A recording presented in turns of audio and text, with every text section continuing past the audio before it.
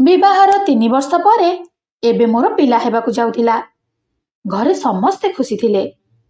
ଦିନେ ମା ମୋ ସ୍ତ୍ରୀ ସୀମାକୁ ନେଇ ଡାକ୍ତରଙ୍କ ପାଖକୁ ଯାଇଥିଲେ। ଆଉ ସେଠାରୁ ଆସି କହିଲେ କି ଡାକ୍ତର କହିଛନ୍ତି ବହୁ ଦୁର୍ବଳ ଅଛି, ତେଣୁ ତାକୁ ପ୍ରତିଦିନ ମଟନ ସୁପ୍ ପିଇବାକୁ। ମୋତେ ଟିକେ ଆଶ୍ଚର୍ଯ୍ୟ ଲାଗିଲା, କିନ୍ତୁ ଚୁପ୍ ରହିଲି। ମା ସବୁଦିନ ବଜାରକୁ ଲୁଚି ଲୁଚି ଯାଉଥିଲେ ଆଉ ସାଥିରେ ମାଂସ ନେଇ ଆସୁଥିଲେ। ସୁପ୍ କରି ବୋହୂକୁ ଦେଉଥିଲେ। ହେଲେ ସେହି ସୁପ୍କୁ ନେଇ ମୋର ସନ୍ଦେହ ବଢିଲା। ଦିନେ ମାଙ୍କ ପିଛା କଲି ତ ଦେଖିଲି ଲୁଚି ଲୁଚି ମା ଗଧ ମାଂସ ଆଣୁଥିଲେ ଆଉ ସେହି ମାଂସକୁ ସୁପ୍ କରି ମୋ ସ୍ତ୍ରୀଙ୍କୁ ଦେଉଥିଲେ।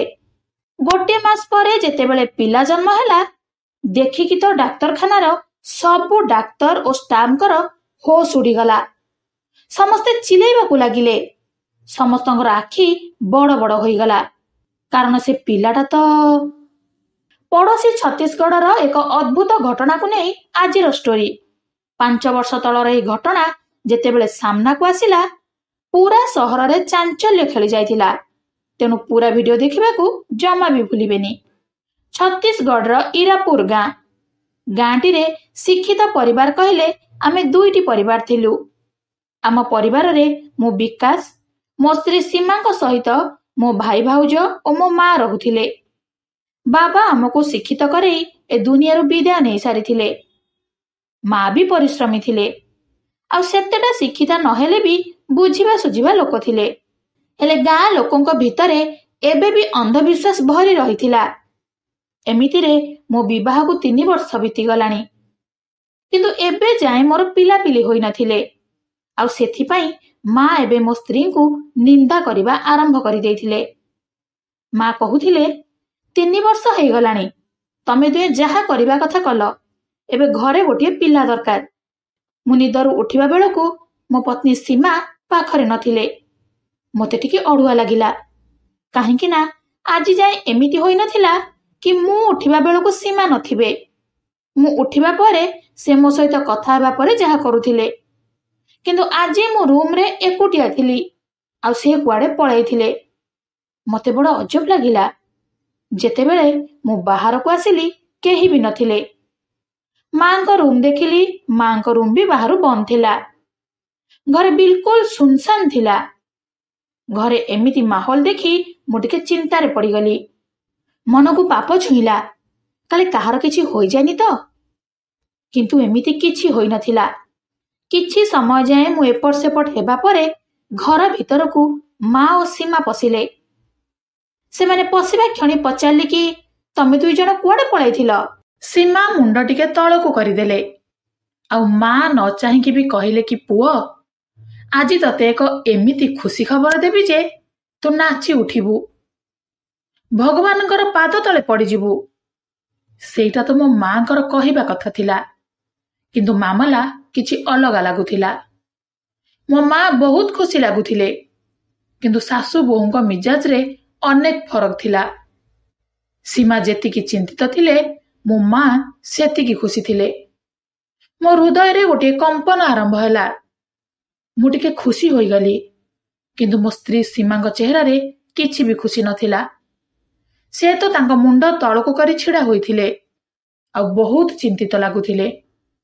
ସେଠୁ ମୁଁ ତାଙ୍କୁ ପଚାରିଲି କି ସୀମା କଣ ହେଲା, ତମେ ଖୁସି ନୁହେଁ କି? ସେ ଟିକେ ଲାଜେଇ ଗଲେ, କିନ୍ତୁ ଲାଜ ଅପେକ୍ଷା ତାଙ୍କ ଚିନ୍ତା ଅଧିକ ଜଣା ପଡୁଥିଲା। ସେ କିଛି କହିଲେନି, କିନ୍ତୁ ତାଙ୍କ ଚେହେରା ଦେଖିକି ମୁଁ ଜାଣି ଦେଇଥିଲି କି ମାମଲା ଆଉ କିଛି। ମୁଁ ବି ଚିନ୍ତାରେ ପଡିଗଲି। ମୁଁ ତାଙ୍କ ପଛେ ପଛେ ରୁମକୁ ଗଲି। ସେ ବାଥରୁମକୁ ଚାଲିଗଲେ ଆଉ ମୋ ସହିତ କଥା ବି ହେଲେନି। ଏମିତି ମୁହଁ ବୁଲାଉଥିଲେ କି ଯେମିତି ମୁଁ ତାଙ୍କର ଅପରାଧୀ। ତାଙ୍କର ଏମିତିକା କଥା ମୋତେ ପସନ୍ଦ ଆସୁନଥିଲା। ଆଉ ଏତେ ବଡ ଖୁସି ସମୟରେ ତାଙ୍କୁ ଗାଳି ଦେବା ପାଇଁ ବି ଚାହୁଁନଥିଲି। ମୁଁ ଚୁପଚାପ ତାଙ୍କୁ ଅପେକ୍ଷା କଲି। କିଛି ସମୟ ପରେ ସେ ବାହାରକୁ ଆସିଲେ। ତାଙ୍କୁ ପଚାରିଲେ କି ତମେ କଣ ଖୁସି ନୁହଁ କି? ସେ କହିବାରେ ଲାଗିଲେ କି ମୁଁ ବହୁତ ଖୁସି, ତମେ ଖାଲିଟାରେ ଏତେ ଚିନ୍ତା କରୁଛ। ସୀମାଙ୍କ କଥାରେ ବିଶ୍ୱାସ ତ କରିଗଲି, କିନ୍ତୁ ତାଙ୍କ କଥା ମୋ ଭିତରେ ରହିଗଲା। ମୁଁ ବୁଝିପାରୁନଥିଲି। ସୀମାଙ୍କୁ କଣ କିଛି କଥା ଖରାପ ଲାଗିଛି କି? ସୀମା ଏବେ ବି ଚୁପ୍ ରହୁଥିଲେ। ଏହା ଭିତରେ ମା ଆସି କହିଲେ କି, ପୁଅ ମତେ 10,000 ଟଙ୍କା ଦେ। ଡାକ୍ତର କହିଛନ୍ତି କି ପୁରା 9 ମାସ ବୋହୂକୁ ମଟନ ସୁପ୍ ପିଆଇବାକୁ। ଆଉ ଯେବେ ଯାଏ ସେ ମଟନ ସୁପ୍ ନ ପିଇଛି ସେ ସୁସ୍ଥ ସବଳ ହୋଇପାରିବନି। ଦେଖିଲୁ ସେ କେମିତି ଥକି ଯାଉଛି ସବୁ କାମରେ, ଆଉ ତାର ରକ୍ତ ବି କମ ଅଛି।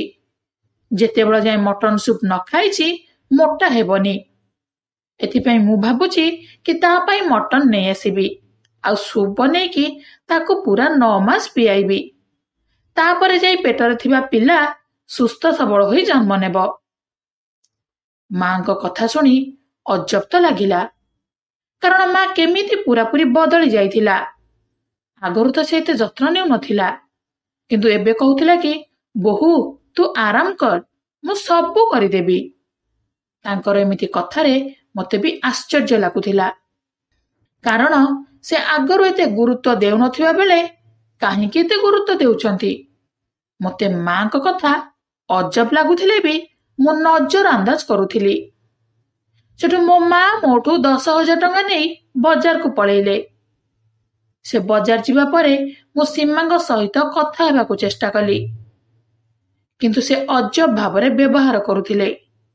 ଲାଗୁଥିଲା ସେ ଯେମିତି ମତେ କିଛି ଲୁଚାଉଥିଲେ, ନହେଲେ କିଛି କହିବାକୁ ହିଁ ଚାହୁଁନଥିଲେ। ସକାଳ ଯାଇ ସନ୍ଧ୍ୟା ହେଲା, ଘରକୁ ମା ଆସିଲେ। ସେ ବ୍ୟାଗ ଭିତରେ କଳା ରଙ୍ଗର କିଛି ନେଇକି ଆସିଥିଲେ। ଯେତେବେଳେ ପଚାରିଲି କି ସେଇଟା କଣ, କହିଲେ ପୁଅ ମାଂସ ନେଇକି ଆସିଛି ସୀମା ପାଇଁ। କିନ୍ତୁ ମୋତେ ଲାଜ ଲାଗୁଛି କହିବା ପାଇଁ ଯେ ଏବେ କାହିଁକି ମୋ ମା ଟିକେ ସ୍ୱାର୍ଥପର ଓ ଚାଲାକ ଦେଖେଇ ହେଉଥିଲେ। ତାଙ୍କର ପ୍ରତି କଥାରେ ଏବେ ସନ୍ଦେହ ଭରି ରହିବା ପରି ଲାଗୁଥିଲା। ମୁଁ ଚୁପ୍ ହୋଇଗଲି। ମା ସେ କଳା ରଙ୍ଗର ଜିନିଷକୁ ନେଇ ଫ୍ରିଜର ଉପର ଭାଗରେ ରଖିଲେ, ଆଉ ମତେ ପୁରା ମନା କରିଦେଇଥିଲା କି ସେ ମାଂସ ଯେମିତି ଆଉ କିଏ ନ ଖାଆନ୍ତି, ସେଇଟା କେବଳ ସୀମା ଖାଇବ। ତମମାନଙ୍କ ପାଇଁ ଅଲଗା ମାଂସ କରିଦେବି। ସୀମାର ଯତ୍ନ ଭଲରେ ନେବାକୁ ପଡ଼ିବ, ନହେଲେ ଲୋକ କଣ କହିବେ। ମାଂସ ଫ୍ରିଜରେ ରଖିବା ପରେ ସେ ସମସ୍ତଙ୍କୁ କହିଦେଇଥିଲେ କି ଏ ମାଂସ କିଏ ବି ଖାଇବେନି, କେବଳ ସୀମା ଖାଇବ। ଡାକ୍ତର କହିଛନ୍ତି।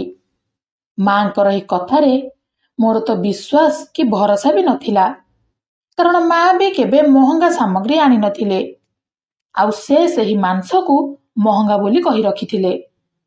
ସେଦିନ ଏମିତି ବିତିଗଲା, କିନ୍ତୁ ପରଦିନ ଯେତେବେଳେ ସେ ମଟନ ସୁପ୍ ତିଆରି କଲେ ମୋର ସନ୍ଦେହ ବଢ଼ିଗଲା, କାରଣ ସେ ଏବେ ରୋଷେଇ ଘରକୁ ଯିବା ପାଇଁ ସମସ୍ତଙ୍କୁ ମନା କରିଦେଇଥିଲେ। ମତେ ପୁରାପୁରି ସନ୍ଦେହ ଲାଗିଲା। ତେବେ ସେସବୁକୁ ନଜରଅନ୍ଦାଜ କରିବା ପାଇଁ ବାଧ୍ୟ ହେଲି, କାରଣ ମୁଁ ଭାବୁଥିଲି କି ସେଗୁଡ଼ିକ ସେ ଆମ ଭଲ ପାଇଁ କରୁଛନ୍ତି। ମା ମଟନ ସୁପ୍ ତିଆରି କରି ଟେବୁଲ ଉପରେ ରଖିଦେଲେ, ଆଉ ସମସ୍ତଙ୍କୁ ଡାକିଲେ। କେଜାଣି କାହିଁକି ମତେ ସେ ମାଂସ ସୁପ୍ ବଡ଼ ଅଜବ ଲାଗୁଥିଲା, ଆଉ ଘୃଣା ଲାଗୁଥିଲା। ମୁଁ ବି ମାଂସ ଖାଉଥିଲି, କିନ୍ତୁ ମା କରିଥିବା ମଟନ ସୁପ୍ ବଡ଼ ଅଜବ ଲାଗୁଥିଲା। ସୀମା ବି ମାଙ୍କୁ ବୁଝେଇବାକୁ ଚେଷ୍ଟା କଲେ କି ମାଂସ ଖାଇବାକୁ ମୋ ମନ ହେଉନି, କିନ୍ତୁ ମା ଜିଦ୍ ଧରିଥିଲେ କି ଏ ସୁପ୍ ତତେ ପିଇବାକୁ ପଡ଼ିବ। ତୋ ପାଇଁ ମୁଁ ଏତେ କଷ୍ଟରେ ଆଣି କରିଛି। କଣ ହେଇଛି କେଜାଣି, ଆଜିକାଲିର ପିଲାଙ୍କୁ ଭଲ ଜିନିଷ ଖାଇବାକୁ ଖରାପ ଲାଗୁଛି, ଆଉ ଖରାପ ଜିନିଷ ଖାଇବାକୁ ଆଗ୍ରହ ଦେଖାଉଛନ୍ତି, ଆଉ ସେମିତି କଲେ ଦେହ ପାଇଁ ଖରାପ ବୋଲି କେବେ ବି ଭାବୁନାହାନ୍ତି। ମାଙ୍କର ଲମ୍ବା ଚଉଡ଼ା ଭାଷଣ ଶୁଣିବା ପରେ ବିଚାରୀ ସୀମା ନାକ ବନ୍ଦ କରି ସେ ସୁପ୍ ପିଇଦେଲେ। ତାଙ୍କ ମୁହଁ ଦେଖି ମତେ ଦୟା ଲାଗୁଥିଲା। ପିଇ ସାରିବା ପରେ ତାଙ୍କର ମୁଡ୍ ବଦଳିବାରେ ଲାଗିଲା, ଯେମିତି ରୁମ୍ ଭିତରକୁ ଯାଇଛନ୍ତି ମୁହଁ ପୁରା ରାଗରେ ଲାଲ ହୋଇଯାଇଥିଲା। ସୀମା କହିଲେ କି ଜଲ୍ଦି ମୋତେ ଡାକ୍ତରଙ୍କ ପାଖକୁ ନେଇ ଚାଲ। କାହିଁକି କେଜାଣି ମୋ ଦେହ ଭୀଷଣ ଖରାପ ଲାଗୁଛି, ପେଟ ପୁରା ଜଳୁଛି। ସୀମାଙ୍କ କଥା ଶୁଣି ମୋ ଚିନ୍ତା ବଢ଼ିଗଲା, କିନ୍ତୁ ବାହାରେ ଛିଡ଼ା ହୋଇ ମା ସବୁ ଶୁଣୁଥିଲେ। ସେ ଆସି ସୀମାକୁ ସାନ୍ତ୍ୱନା ଦେବା ସହିତ କହିଲେ କି କିଛି ହେବନି, ତୁ ଜମା ବ୍ୟସ୍ତ ହନା। ପ୍ରଥମେ ପ୍ରଥମେ ସେମିତି ଟିକେ ହେବ, ଆଉ କଥା କଥାରେ ଡାକ୍ତରଙ୍କ ପାଖକୁ ଯିବା ତ ତୋ ମନରେ ସେଇଟା ବସା ବାନ୍ଧି ରହିଯିବ। ତେଣୁ ବାସ୍ ତୁ ତ ଯତ୍ନ ନେ, ଆରାମ କର, କିଛି ଦିନ ଭିତରେ ସବୁ ଠିକ ହୋଇଯିବ। ଏସବୁ ଶୁଣି ମୋ ସ୍ତ୍ରୀ ପୁଣି ଚୁପ୍ ହୋଇଗଲେ, କାରଣ ସେ ନିଜେ ଯାଇ ଡାକ୍ତରଙ୍କୁ ଦେଖା କରିବା ସମ୍ଭବ ନଥିଲା। ମଣିଷ ବେଶୀ ଡେରି ଯାଏ ନିଜ ଶରୀରର କଷ୍ଟକୁ ବରଦାସ୍ତ କରିପାରେନି। ଏମିତି ସପ୍ତାହେ ବିତିଗଲା। ଆଉ ସୀମାର ଦେହ ଅଧିକ ଖରାପ ଲାଗୁଥିଲା। ଆଉ ତାଙ୍କୁ ଅଜବ ଅଜବ ଲାଗୁଥିଲା। ଏତେ କଷ୍ଟ ଲାଗୁଥିଲା ଯେ ବେଡ୍ରେ ଆରାମରେ ଶୋଇ ପାରୁନଥିଲେ।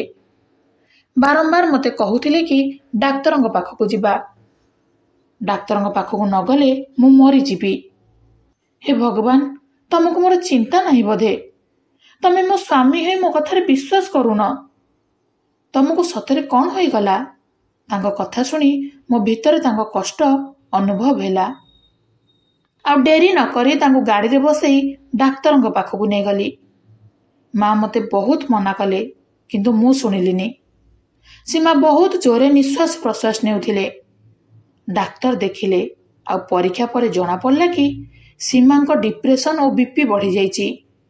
ଆଉ ସେଥିପାଇଁ ପେଟରେ ଥିବା ପିଲାକୁ ବି ଅସୁବିଧା ହୋଇପାରେ। ଆଉ ଗୋଟିଏ କଥା, ଡାକ୍ତର ଯାହା କହିଲେ ଶୁଣିକି ମୋର ଆଶ୍ଚର୍ଯ୍ୟର ସୀମା ରହିଲାନି। ଡାକ୍ତର କହିଲେ କି ରକ୍ତରେ ଚର୍ବି ବଢ଼ିଯାଇଛି, ଆଉ ସେଥିପାଇଁ କମ୍ ଚର୍ବିବାଲା ଖାଦ୍ୟ ଖାଇବା ଦରକାର, ଆଉ ଅଳ୍ପ ଅଳ୍ପ ଏକ୍ସରସାଇଜ ବି କରିବା ଆବଶ୍ୟକ। ଡାକ୍ତରଙ୍କ କଥା ଶୁଣି ମୋ ଚିନ୍ତା ବଢ଼ିଗଲା। କାହିଁକି ନା ସୀମା ପୁରା ସାଧା ସିଧା ଥିଲେ। ତାଙ୍କର କିଛି ବି ସମସ୍ୟା ନଥିଲା, କିନ୍ତୁ ତାଙ୍କ ରକ୍ତରେ କାହିଁକି ଚର୍ବି ବଢ଼ୁଥିଲା? ଏକଥା ବି ବିପଦଜନକ ଥିଲା। କାମ ସାରି ଘରକୁ ଫେରିଲୁ। ଆମକୁ ଦେଖି ମା ସାଙ୍ଗେ ସାଙ୍ଗେ କହିଲେ କି ଡାକ୍ତର ତମକୁ କ'ଣ କହିଲେ? ତମମାନଙ୍କର ଭଗବାନଙ୍କ ଉପରେ ବିଶ୍ୱାସ ନାହିଁ, ନିଜ ମା ଉପରେ ବି ବିଶ୍ୱାସ ନାହିଁ। ଏବେ ଦେଖ, ତମ ପିଲା ତମ ପାଇଁ ଠିକ୍ ସାବ୍ୟସ୍ତ ହେବନି। ତାକୁ ଏ ଦୁନିଆକୁ ତ ଆଣ ଆଗ। ଏବେ ବୁଝିପାରୁନ, ସେ ଆଗ ଆସୁ, ତାପରେ ବୁଝିପାରିବ କି ତମେମାନେ କେତେ ବଡ଼ ଭୁଲ କରୁଛ। ତମ ମା କଥା ଶୁଣୁନ। ଏମିତି କେତେ କ'ଣ କହି ଚାଲିଥିଲେ।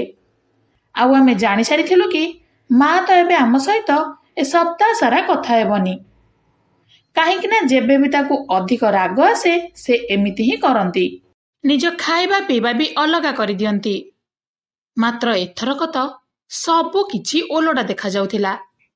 ରାତି ହେବାରୁ ମା ପୁଣି ମଟନ ସୁପ୍ ନେଇକି ଆସିଲେ। ଆଉ ସୀମାକୁ ଦେଇ କହିଲେ କି ସୀମା, ସକାଳେ ମୁଁ ଟିକେ ରାଗି ଯାଇଥିଲି। ତୁ କଥା ଧରିବୁନି। ତୁ ତୋ ଯତ୍ନ ନେ, ତୋ ପିଲାର ଯତ୍ନ ନେ। ଆଉ ଆମେ କିଛି ବି ଏମିତି କରିବାନି ଯାହାକୁ ନେଇ ତୋ ଚିନ୍ତା ବଢ଼ିଯିବ। ମାଙ୍କର ବଦଳି ଯାଇଥିବା ରୂପ ଦେଖି ମୁଁ ବି ଆଶ୍ଚର୍ଯ୍ୟ ହୋଇଗଲି। ସେ ସମୟରେ ତ ତାଙ୍କୁ କିଛି କହିଲିନି, କିନ୍ତୁ ଏବେ ତାଙ୍କ ଉପରେ ସନ୍ଦେହ ବଢ଼ି ଯାଇଥିଲା। ମୁଁ ମୋ ମାଙ୍କର ପିଛା କରିବାରେ ଲାଗିଲି, ଆଉ ତାଙ୍କ ଉପରେ ନଜର ରଖିଲି। ଆଉ କିଛି ଦିନ ଭିତରେ ମୁଁ ଜାଣିସାରିଥିଲି କି ବହୁତ ସମୟ ସେ ଘର ବାହାରେ କାଟୁଛନ୍ତି। ଦୀର୍ଘ ସମୟ ଯାଏଁ ସେ ଘରୁ ଗାୟବ ହୋଇଯାଉଛନ୍ତି। ଆଉ ଏହି କଥା ମୋତେ ଆହୁରି ଆଶ୍ଚର୍ଯ୍ୟ କରିଦେଲା। ଦିନେ ସନ୍ଧ୍ୟା 7ଟା ହୋଇଥିଲା। ମା ସବୁବେଳେ ଏହି ସମୟରେ କୁଆଡ଼େ ପଳାଉଥିଲେ। ଆଜି ବି ସେ ତାଙ୍କ ରୁମକୁ ଗଲେ, ଆଉ ଅଳ୍ପ ସମୟ ଭିତରେ ଏକ ଛୋଟ ବ୍ୟାଗ ନେଇ ବାହାରକୁ ବାହାରିଗଲେ। ଆଉ ସେ ବ୍ୟାଗକୁ ନିଜ ଶାଢ଼ୀ କାନିରେ ଘୋଡ଼େଇକି ନେଇକି ଗଲେ। ଆଉ ଯିବାବେଳେ ବି ବାରମ୍ବାର ପଛକୁ ବୁଲି ଅନାଉଥିଲେ କି କାଳେ କିଏ ତାଙ୍କୁ ଦେଖି ନେଇନି ତ। ଘରୁ ବାହାରି ଯିବା ପରେ ସେ ବ୍ୟାଗକୁ ଖୋଲିଲେ, ଆଉ ସେଥିରୁ ଏକ ଅଲଗା ରଙ୍ଗର ଓଢ଼ଣୀ କାଢ଼ି ପିନ୍ଧା ଶାଢ଼ୀ ଉପରେ ପକାଇଦେଲେ। ଆଉ ସେଇଟା ପୁରା ଲାଲ ରଙ୍ଗର ଥିଲା। ସେଠୁ ମା ପାଦ ଚିପି ଚିପି ଯିବାକୁ ଲାଗିଲେ। ମୁଁ ବି ମାଙ୍କର ପିଛା କରିବାକୁ ଲାଗିଲି। ପିଛା କରି କରି ବହୁତ ବାଟ ପଳେଇଲି, ପାଖାପାଖି 3-4 କିଲୋମିଟର। ମା ବି ଜୋର ଜୋର ଚାଲୁଥିଲେ। ଆଉ ଅଳ୍ପ ସମୟ ପରେ ସେ ଗୋଟିଏ କୁଡ଼ିଆ ଭିତରେ ପଶିଲେ। ଆଉ ମୁଁ ଯେତେବେଳେ ଲୁଚିକି ଦେଖିଲି, ସାମ୍ନାର ଦୃଶ୍ୟ ଦେଖିକି ତ ମୋ ପାଦ ତଳୁ ଯେମିତି ମାଟି ଖସିଗଲା। ସେ କୁଡ଼ିଆ ଭିତରେ ଗୋଟିଏ ଗଧ ପଡ଼ି ରହିଥିଲା, ଯାହାକୁ ବୋଧେ ଏବେ ଏବେ ବଳି ଦିଆଯାଇଥିଲା। ମା ସେଠାରେ ପହଞ୍ଚି ସେ ଲୋକକୁ ଡାକିଲା ଆଉ କହିଲା କି ଜଲ୍ଦି ମୋତେ 5 କେଜି ମାଂସ ଏ ବ୍ୟାଗରେ ରଖିଦିଅ। ସବୁ ମାଂସ ତ ନେଇପାରିବିନି, କିନ୍ତୁ ସବୁ ଟଙ୍କା ଦେଇକି ଯିବି, କାରଣ ମୋ ପାଇଁ ତମେ ତମ ଗଧକୁ ବଳି ପକେଇଲ। ସେଠୁ ସେ କହିଲା କି ଠିକ୍ ଅଛି, କିଛି କଥା ନାହିଁ। ପ୍ରଥମରୁ ତ ତମେ 2ଟି ଗଧର ଟଙ୍କା ସେମିତି ଦେଇଥିଲ, ତେଣୁ ତମ ପାଇଁ ଏତିକି ତ କରିପାରିବି। ତେଣୁ ତମେ ଆରାମରେ ନେଇକି ଯାଅ, ଆଉ ବାକି ମାଂସ ଚିନ୍ତା ଛାଡ଼ିଦିଅ। ଯାଅ, ତମ ଲକ୍ଷ୍ୟରେ ସଫଳ ହୁଅ ଆଗ। ଆଉ ମା, ତମ ଉପରେ ମୋର ବିଶ୍ୱାସ ଅଛି। ମୁଁ ଏସବୁ ଦେଖିବା ବେଳକୁ ମୋ ପାଦ ଯେମିତି ଥରି ଉଠିଲା। ମା ଉପରେ ରାଗ ବି ଆସିଲା। ମୁଁ ସେ କୁଡ଼ିଏ ଭିତରକୁ ପଳେଇଲି, ଆଉ ରାଗରେ ବଡ଼ ପାଟିରେ ମାକୁ ଡାକ ପକେଇଲି। ମୋତେ ଦେଖି ମାର ରଙ୍ଗ ଯେମିତି ଫିକା ପଡ଼ିଗଲା। ତାଙ୍କ ମୁଣ୍ଡରେ ଯେମିତି ଆକାଶ ଛିଡ଼ି ପଡ଼ିଲା। ମୋତେ ଦେଖିକି ସେ ହଡ଼ବଡ଼େଇ ଗଲେ, ଆଉ ପଚାରିଲେ କି, ପୁଅ ତୁ ଏଠି? ସେ ନିଜକୁ ସମ୍ଭାଳୁଥିଲେ, ନିଜ ଡରକୁ ନିୟନ୍ତ୍ରଣ କରୁଥିଲେ। ସେ ଘଟଣାସ୍ଥଳରେ ହିଁ ଧରା ପଡ଼ିଯାଇଥିଲେ, ତେଣୁ ତାଙ୍କ ମୁଣ୍ଡ ତଳକୁ ହୋଇଯାଇଥିଲା। ସେଠୁ ସେ ଥର ଥର କଣ୍ଠରେ କହିଲେ କି, ପୁଅ, ମୁଁ ଏଠିକୁ ଗଧ ମାଂସ ଦେଖିବାକୁ ଆସିଥିଲି, ଆଉ ଆମ କୁକୁର ପାଇଁ ସେ ମାଂସ ନେବାକୁ ଆସିଥିଲି। ତୁ ତ ଜାଣିଛୁ କି ବଜାରରେ ମାଂସ କେତେ ମହଙ୍ଗା। ସେଠୁ ମୁଁ କହିଲି କି, ମା, ମୁଁ ସବୁ ଦେଖି ସାରିଛି, ଆଉ କାହାକୁ ଉଲ୍ଲୁ ବନେଇବୁ। ସେଠୁ ମା ଟିକେ ରାଗିଗଲେ, ଆଉ କହିଲେ, ତତେ କ'ଣ ଲାଗୁଛି ମୁଁ ତମମାନଙ୍କୁ ଛେଳି ମାଂସ ଖୁଆଇବି? ମୋ ମୁଣ୍ଡ ଖରାପ ହୋଇଯାଇଛି ବୋଧେ। ଏତେ ମହଙ୍ଗା ଜମାନାରେ ତୋ ସ୍ତ୍ରୀ ପାଇଁ ଏତେ ମହଙ୍ଗା ମାଂସ ଆଣିକି ଦେବି? ତୁ ଘର ଚଳାଇବା ପାଇଁ ଗୋଟିଏ ଟଙ୍କା ବି ଦଉନୁ। 10,000 ବି ତୋ ସ୍ତ୍ରୀ ନାଁରେ ଦେଲୁ। ଆଉ ଏଇ 10,000ରେ କ'ଣ ମୁଁ ତୋ ସ୍ତ୍ରୀ ପାଇଁ ମଟନ ଆଣିକି ଖୁଆଇଥାନ୍ତି? ଆଉ ସେଇଟା ବି ତୋ ସ୍ତ୍ରୀ ପାଇଁ? ମୁଁ କ'ଣ ପାଗଳ? ତତେ ଲାଜ ଲାଗୁନି? ମା କଥା ଶୁଣିକି ମୋ ମୁଣ୍ଡ ଗରମ ହୋଇଗଲା। କହିଲି, ମା, ଏମିତି କ'ଣ କହୁଛ? କେବେ ତମକୁ ଟଙ୍କା ଦେବାକୁ ମନା କରିଛି? ତମେ ଯାହା କରୁଛ ତମ ଘୃଣା ପାଇଁ, ଆଉ ଏଥିରେ ମୋର କି ସୀମାର କିଛି ଭୁଲ ନାହିଁ। ଭଗବାନଙ୍କୁ ଡରୁନ ବୋଧେ? ତମେ ଯାହା କଲ ଆଉ କହିଲ, ସେ ବିଶ୍ୱାସ କାହାର ନଥିଲା କି ତମେ ଏମିତି କରିବ ବୋଲି। ନିଜ ଭୁଲ ମାନିବା ବଦଳରେ ମା ମୋ ଉପରେ ରାଗୁଥିଲେ। କହୁଥିଲେ କି, ପୁଅ, ଏବେ ଦେଖ ଭଗବାନ ତତେ କେମିତି ଦିନ ଦେଖାଉଛନ୍ତି। ତୋ ସ୍ତ୍ରୀ ଯେଉଁ ପିଲା ଜନ୍ମ କରିବ ସେ ଗଧ ପିଲା ହୋଇଥିବ। ମୁଁ ତାକୁ ଗଧର ମାଂସ ଖୁଆଇଛି। ତମ ଉପରେ କେବେ ଭଗବାନଙ୍କର ଅଭିଶାପ ପଡ଼ିଲା? ତୁ ତୋ ମାକୁ ଭୁଲ ସାବ୍ୟସ୍ତ କରୁଛୁ। ମୁଁ ତ ତା ଭଲ ପାଇଁ ଏସବୁ କରୁଥିଲି, ଆଉ ତୁ ମଝିରେ ରୋକ ଲଗାଇ ଏ ତପସ୍ୟା ଭଙ୍ଗ କରିଦେଲୁ। ମୁଁ ତ ପ୍ରଥମ ସନ୍ତାନ ଭିତରେ ଶକ୍ତି ଆଣିବାକୁ ଚାହୁଁଥିଲି, କିନ୍ତୁ ତୋର କ'ଣ ଅଛି? ତୋର ତ ତୋ ସ୍ତ୍ରୀ ଆଉ ପିଲାଙ୍କ ଚିନ୍ତା, ତୋ ମା ଚିନ୍ତା ତୋର ଜମା ବି ନାହିଁ। ଏମିତି କେତେ କ'ଣ କହି ସେ ସେଠାରୁ ପଳେଇଲେ। ମୁଁ ମାଙ୍କୁ ଟିକେ ରାଗିକି କହିଦେଇଥିଲି, କାଳେ ତାଙ୍କର ଅଭିଶାପ ପଡ଼ି ନ ଯାଉ। ମୁଁ ବି ମାଙ୍କ ପଛେ ପଛେ ଚାଲି ଆସିଲି। ଭିତରେ ଡର ଥିଲା କି ମୁଁ ଏ କ'ଣ କରିଦେଲି। ନିଜ ମା ସହିତ ଝଗଡ଼ା କରିଦେଲି। କ'ଣ କରିବି? ତାଙ୍କର ବି କାମ ସବୁ ଏମିତିକା ହିଁ ଥିଲା। ମୋ ସହିବାର ସୀମା ବି ଚାଲି ଯାଇଥିଲା। ଏହା ଭିତରେ ମୁଁ ଘରେ ପହଞ୍ଚି ଯାଇଥିଲି, ଆଉ ଘରେ ପହଞ୍ଚିବା ବେଳକୁ ମୋ ସ୍ତ୍ରୀଙ୍କର କଷ୍ଟ ଆରମ୍ଭ ହୋଇଯାଇଥିଲା, ଆଉ ସେ କଷ୍ଟରେ ଚିଲ୍ଲାଉଥିଲେ। ମୁଁ ତାଙ୍କ ଅବସ୍ଥା ଦେଖିପାରୁନଥିଲି, ତେଣୁ କାଳ ବିଳମ୍ବ ନ କରି ତାଙ୍କୁ ହସ୍ପିଟାଲ ନେଇଗଲି। ମୋ ମା ସାଥିରେ ଥିଲେ। ସେ ନିଜ ଭୁଲ ପାଇଁ ଲଜ୍ଜିତ ହେବା ବଦଳରେ ଏବେ ବି ନିଜ କଥାରେ ଅଟଳ ଥିଲେ। ମାଙ୍କୁ କହିଲି କି, ମା, ଭଗବାନଙ୍କୁ ଡାକ। ସେ ରାଗରେ କହିଲେ କି, ତୁ ମୋ ତପସ୍ୟା ଭଙ୍ଗ କଲୁ, ତେଣୁ ଏବେ ପସ୍ତେଇବୁ। କାହାକୁ ମୁହଁ ଦେଖାଇ ପାରିବୁନି। ତୋର ଏମିତି ପିଲା ଜନ୍ମ ନେବ ଯେ ଦେଖିକି ଦୁନିଆ ଥରି ଉଠିବ।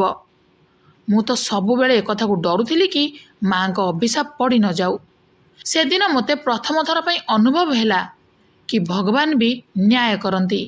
ଭଗବାନ ବି ତାଙ୍କର ଶୁଣନ୍ତି ଯିଏ ଅଧିକାର ଆଉ ନ୍ୟାୟର କଥା କୁହେ। ମୋ ମା ସୀମାକୁ ଘୃଣା କରୁଥିଲେ, ସେଥିପାଇଁ ଗଧର ମାଂସ ଖୁଆଉଥିଲେ, ଆଉ ଏବେ ବୋଧେ ତମାସା ଦେଖିବାକୁ ଚାହୁଁଥିଲେ। ମାତ୍ର ଅଜବ କଥା ଥିଲା କି ଯେଉଁଦିନ ଆମର ପିଲା ହୋଇଥାନ୍ତା, ସେଦିନ ହସ୍ପିଟାଲରେ ମୋ ମା କାନ୍ଦକୁନ୍ଦି ଆରମ୍ଭ କରିଦେଇଥିଲେ। ସମସ୍ତେ ତାଙ୍କ ପାଖକୁ ଗଲାବେଳକୁ ସେ ନିଜ ପାଦ ଧରି ବସିଥିଲେ। ତାଙ୍କୁ କିଛି ବିଷାକ୍ତ କୀଟ କାମୁଡ଼ି ଦେଇଥିଲା, ଆଉ ମାଙ୍କର ପୁରା ପାଦ ନୀଳ ପଡ଼ିଯାଇଥିଲା। ଏତେ ବିଷ ଥିଲା ଯେ ମୋ ମାଙ୍କର ପାଦ କାଟିବାକୁ ପଡ଼ିଲା, ନହେଲେ ତାଙ୍କ ଜୀବନ ପ୍ରତି ବିପଦ ମାଡ଼ି ବସିଥାନ୍ତା। ଭଗବାନ ନ୍ୟାୟ କରିଦେଲେ ବୋଧେ। ଯେଉଁ ପାଦ ଖରାପ ରାସ୍ତାକୁ ମୁହାଁଉଥିଲା, ଭଗବାନ ତାକୁ ଦଣ୍ଡ ଦେଇଦେଲେ ବୋଧେ। କିନ୍ତୁ ତଥାପି ମୋ ମାଙ୍କୁ ଚିନ୍ତା ନଥିଲା। ସେ କହୁଥିଲେ କି ଏସବୁ ତୋ ଖାମଖିଆଲି ପାଇଁ ହେଲା। କିନ୍ତୁ ମୁଁ ଭାବୁଥିଲି କି ସେ ଯେଉଁ ଛୋଟ ପିଲା ପଛରେ ପଡ଼ିଥିଲେ ସେଇଥିପାଇଁ ଏସବୁ ହେଲା ବୋଧେ। ସେ କାହିଁକି କେଜାଣି ନିଜକୁ ଶକ୍ତିଶାଳୀ କରିବା ପାଇଁ ଚାହୁଁଥିଲେ, ଆଉ ସେ ମୋ ପ୍ରଥମ ସନ୍ତାନକୁ ନଷ୍ଟ କରିଦେବାକୁ ଚାହୁଁଥିଲେ। ଆଉ ଏସବୁ ସେ ଭଣ୍ଡ ବାବାଙ୍କ କଥାରେ ହିଁ କରୁଥିଲେ। ସେ ନିଜକୁ ଶକ୍ତିଶାଳୀ କରିବା ପାଇଁ ଭୁଲ ରାସ୍ତାରେ ପାଦ ଦେଇଥିଲେ। ମୋ ମା ଜଣେ ସାହସୀ ଆଉ ପରିଶ୍ରମୀ ମହିଳା ଥିଲେ, କିନ୍ତୁ ସତରେ ଯଦି ତାଙ୍କ ଅଭିଶାପ ପଡ଼ିଥାନ୍ତା ତାହେଲେ ତ ମୋ ପିଲା ବୋଧେ ବିକଳାଙ୍ଗ କି ଶାରୀରିକ ଅକ୍ଷମ ହୋଇ ଜନ୍ମ ହୋଇଥାନ୍ତା। କିନ୍ତୁ ମୋ ପିଲା ତ ବହୁତ ସୁନ୍ଦର ଆଉ ସ୍ୱାସ୍ଥ୍ୟବାନ ହୋଇ ଜନ୍ମ ନେଲା। ଆଉ ଯାହାକୁ ଦେଖି ଡାକ୍ତରଖାନାର ସବୁ ଡାକ୍ତର ବି ଆଶ୍ଚର୍ଯ୍ୟଚକିତ ହୋଇଯାଇଥିଲେ, କାରଣ ଗତ 1 ମାସ ଭିତରେ ଜନ୍ମ ହୋଇଥିବା ପିଲାଙ୍କ ଭିତରେ ମୋ ପିଲା ସବୁଠୁ ସୁନ୍ଦର ଆଉ ସ୍ୱାସ୍ଥ୍ୟବାନ ଥିଲା। ଭଗବାନଙ୍କର ଆଶୀର୍ବାଦ ଥିଲା କି ସେ ମୋ ପରିଶ୍ରମର ଫଳ ଦେଲେ। ଏତେ ସବୁ ହେବା ପରେ ବି ମୁଁ ମୋ ମାଙ୍କୁ ଭଲ ପାଉଥିଲି। ସେ ଭଲ ଥିଲେ, କିନ୍ତୁ ଭଣ୍ଡ ବାବାଙ୍କ ପ୍ରରୋଚନାରେ ପଡ଼ି ଭୁଲ ରାସ୍ତାରେ ପାଦ ଦେଇଥିଲେ। ଆଉ ଏବେ ବି ତାଙ୍କ ମୁଣ୍ଡ ଖରାପ ଥିଲା, ଆଉ ସେ ମୋତେ ଦୋଷୀ ବୋଲି ଭାବୁଥିଲେ। ଏବେ ଆପଣମାନେ କୁହନ୍ତୁ, ମୁଁ ମୋ ମାଙ୍କୁ କେମିତି ବୁଝେଇବି ଆଉ ତାଙ୍କ ମୁଣ୍ଡକୁ କେମିତି ଠିକ୍ କରିବି? ଏବେ ବି ତାଙ୍କୁ ଡର ଲାଗୁଛି, କାହିଁକି ନା ମୋ ପିଲାକୁ ସେ କିଛି କରି ନ ଦିଅନ୍ତୁ, କାରଣ ସେ ଏବେ ବି ସେ ଭଣ୍ଡ ବାବାଙ୍କ କଥାରେ ପରିଚାଳିତ ହେଉଥିଲେ। ଏବେ ଏହି ସ୍ଥିତିରେ ମୋତେ କ'ଣ କରିବା କଥା? କ'ଣ ମୋ ମାଙ୍କୁ ଏକୁଟିଆ ଛାଡ଼ିଦେବା କଥା, ନା ଆଉ କ'ଣ କରିବା କଥା? ମୁଁ ପୁରା ଚିନ୍ତାରେ ଅଛି। ଆପଣଙ୍କ ମତ ମୋ ପାଇଁ ପୁରା ଗୁରୁତ୍ୱପୂର୍ଣ୍ଣ, ତେଣୁ କମେଣ୍ଟ ବକ୍ସରେ ନିଶ୍ଚୟ ଜଣାଇବେ। ଭିଡ଼ିଓ ଭଲ ଲାଗିଥିଲେ ଲାଇକ୍ ସେୟାର କରିବା ସହିତ ଆମ ଚ୍ୟାନେଲ ସିକ୍ରେଟ୍ ଷ୍ଟୋରିକୁ ସବସ୍କ୍ରାଇବ୍ କରିଦେବେ। ଧନ୍ୟବାଦ।